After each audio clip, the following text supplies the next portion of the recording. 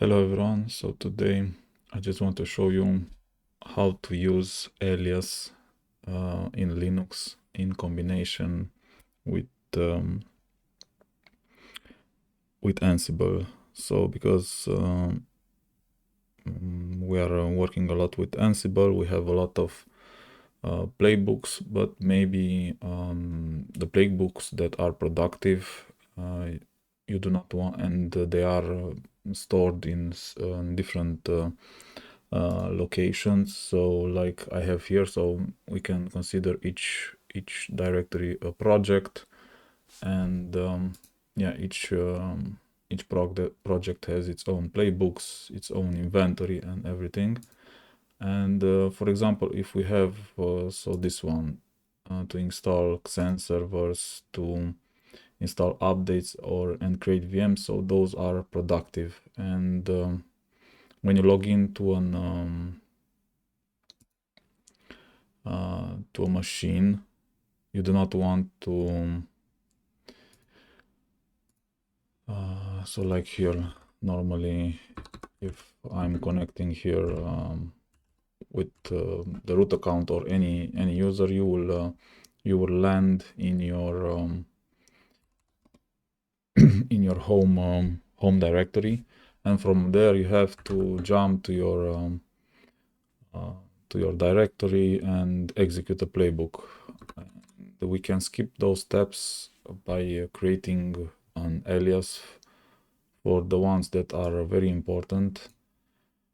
By alias I mean just a simple a simple how to name it. It's somehow a shortcut, because also this change directory has an alias behind it.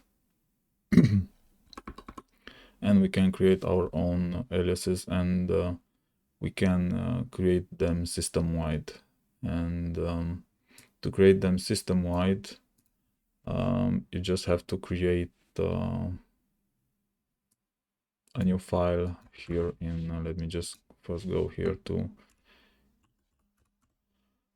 profile D, and let's see what we have here. So here are the all those files are default when you install. So this is my CentOS 9 VM, and I've created this this shell script that contains it's not a script, it just, this is how it works. This contains my alias. So if we go here, like not with the nano, let's see what I wrote here. Okay, so I've created several aliases. So if I type X help, then it will show me this playbook. If I type X role, it will jump to the Ansible role for Xen. And those other three, if I type X install Xen, then it will jump to my directory, and also execute the playbook. It will also type the ask vault password, so that you do not have to do anything. You just type X install and hit a tab, and it will jump to that playbook. The same here, so for all three variants. This works very good if your playbooks do not need you to mention an inventory, so you do not need to limit for a specific host or a group of hosts, because if you have to limit, then you cannot use a fix command.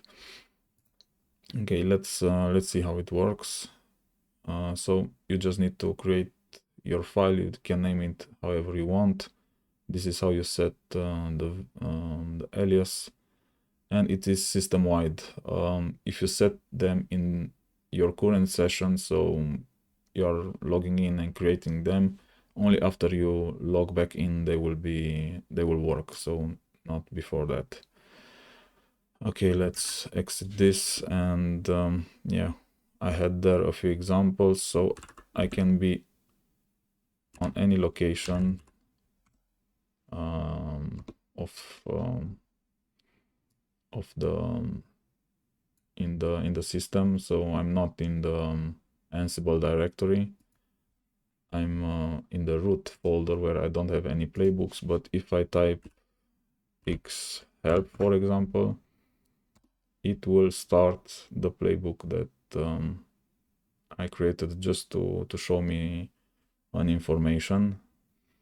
Or if, for example, I type x role, then it will jump me to the Ansible role forksen directory automatically.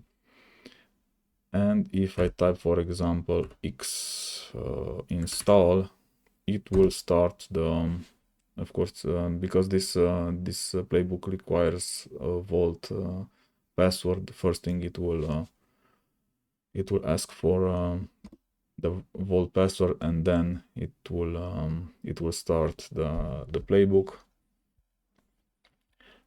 And if you have, as I showed you, if you have projects like I do, so you have this playbook will execute from that directory, and it does not need to have system-wide.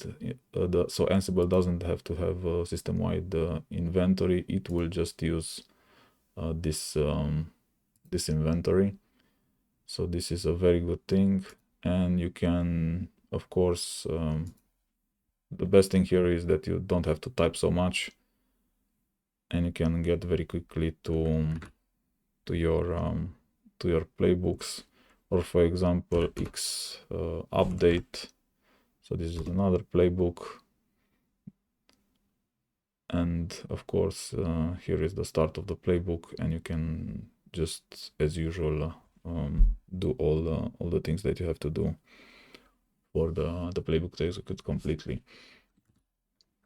So this was it for this video, short video, but for me this is very, very useful because I do not have to type all that information. So yeah, thank you for watching, and please subscribe to my channel if you like this type of video.